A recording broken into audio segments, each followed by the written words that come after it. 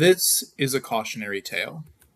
Once upon a time, there was a group of workers who found themselves facing an existential threat. Despite the years they had put into developing their skills and proving their worth, it seemed the lives they'd built for themselves would soon come to ruin as powerful business interests introduced new technology to the markets where the workers made their living. This technology promised greater efficiency and access to a wider range of consumers as operational costs were reduced. What it threatened, though, was far worse. As the tech was rolled out, skilled labor was no longer needed for the work it was designed to take over, and the workers were forced to either join the new workforce with a far lower rate of pay or else be forced out of the profession entirely, unable to compete with the influx of cheap labor and cheap products. Meanwhile, the men at the head of those powerful business interests raked in incredible amounts of profit. This story is not one confined to modernity, to our current technological age with automated factories or app-facilitated gig work, or the looming threat of artificial intelligence sweeping through the labor market. It is a story that began over 200 years ago in England, as skilled textile workers there were forced to compete with ever more efficient machines that were introduced by a budding class of entrepreneurs and could be operated by children to produce goods with greater speed and lower cost. The result, an organized, years-long revolt against the entrepreneurial elite and the machines they use to oppress and disrupt the working class, is laid out in great detail in Blood in the Machine, The Origins of the Rebellion Against Big Tech by Brian Merchant, a technology columnist for a number of popular publications including the New York Times and The Atlantic. If you're unfamiliar with the term Luddite, by the time you're finished with Blood in the Machine, you'll be intimately acquainted with its history and meaning. If there's one point Merchant wants to make clear in his book, it's that the term Luddite has been misconstrued in contemporary society to label someone as anti-progress or anti-technology. But Blood in the Machine sets the record straight. The Luddites, the rebel textile workers who set out to wrest power back from the factory owners, were not against technology itself, but against the uses to which it was put, uses which deprived them of their livelihoods and destroyed their communities. It was a social movement. The technology just got caught in the crosshairs. Merchant weaves a tapestry of the Luddite movement in narrative form, picking out the major players and describing its progress through their individual struggles and ambitions. Among the cast of characters in Blood in the Machine are the disenfranchised textile workers, some of whom, like George Mellor, turned to forming militarized bands to threaten the factory owners, and others, like Gravner Henson, took to advocating for better working conditions by petitioning Parliament. Merchant also offers insight on the motivations of the entrepreneurs like Edmund Cartwright, inventor of the power loom that kicked off industrialization in the weaving industry, and William Cartwright and William Horsfall, who disdained the poor workers they trapped in the harsh conditions of their fortress-like factories. Reinforcing these villains was an oppressive political regime under the negligent figurehead of the Prince Regent, later to be King George IV, and his strongman advisors who deployed soldiers against the Luddites when they had the audacity not to go quietly in the face of the rapid change sweeping the country. On the outskirts of what would become a titanic struggle to control the fate of the working class, Merchant shows the reach of the Luddites' influence extended to the literary world, where figures like Lord Byron, Percy Bysshe Shelley, and Mary Shelley all drew inspiration from or involved themselves in the politics swirling around the movement. He also introduces intersections with issues of child labor and American slavery that lay bare the injustices of the time. Throughout, Merchant draws comparisons between the struggle of the Luddites and the plight of the modern worker staring down the barrel of yet more disruptive technology. One of the difficulties inherent in understanding the Luddite movement is that it was decentralized and highly secretive.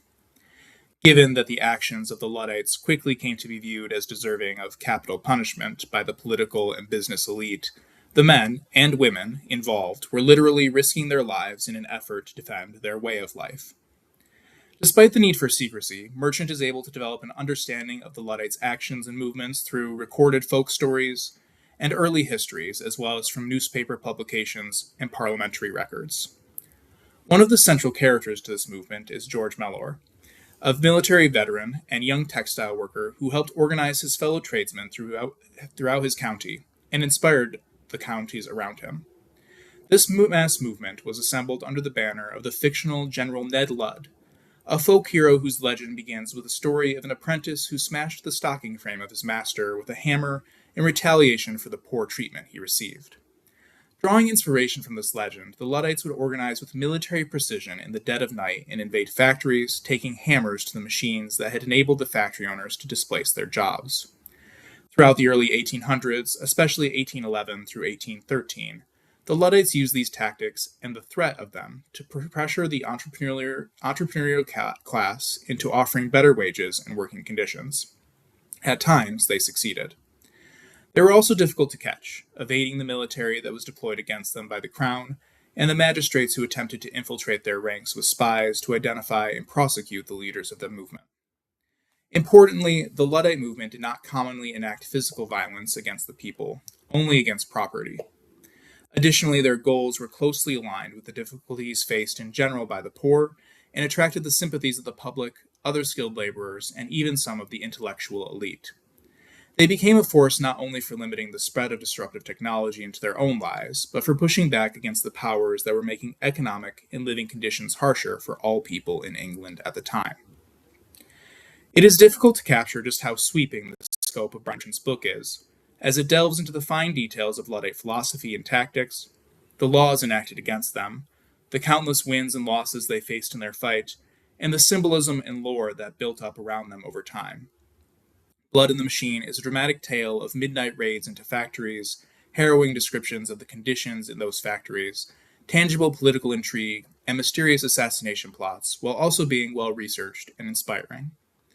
The Luddite movement peaked in 1813, after an attack on a textile mill turned deadly with the intervention of the Crown's soldiers, and several of the Luddite leaders were executed in its wake. As it tapered off over the next few years, the sentiment and goals of the movement lived on, helping to burst some of the first labor unions and inspire laws that defended workers from harsh factory conditions. In the later chapters of Blood in the Machine, Merchant offers an analysis to draw comparisons between the conditions faced by the Luddites and the conditions that modern workers must contend with as the forces of big tech bear down on them. He describes Uber's disruption of taxi services, Amazon's increasing desire to turn their warehouse workers into machines through algorithmic control and automation, and the threat that artificial intelligence poses to even greater swaths of the workforce. The enduring message here is that while history may not repeat itself, it often rhymes. Just as the Luddites saw in their own time, today's workforce is increasingly threatened by technologically enabled entrepreneurs and other businessmen who have no compunction about increasing their own profits by replacing their workforces with cheap human labor or, if they can get away with it, no human labor at all. As these business owners like Jeff Bezos and Elon Musk consolidate more power and wealth, it becomes more and more daunting to push back. But Merchant calls on us to do just that, drawing on the Luddites for inspiration. He argues for policies that could help alleviate the burdens of displacement and outlines how uprisings against big tech are born and sustained. The book's topic is timely. For those already in the trenches being displaced by automation, or concerned about the threats artificial intelligence and other technological innovations pose, Blood in the Machine paints them a picture of their ancestral comrades. For those content with or oblivious to how dangerous technology could be if its benefits are not applied evenly, the book offers an argument for greater awareness. The time may come when we have to reach for the hammers again, and soon. If it does, Blood in the Machine will make an excellent guide. As Merchant notes, some machines must be broken, so that they stop producing monsters.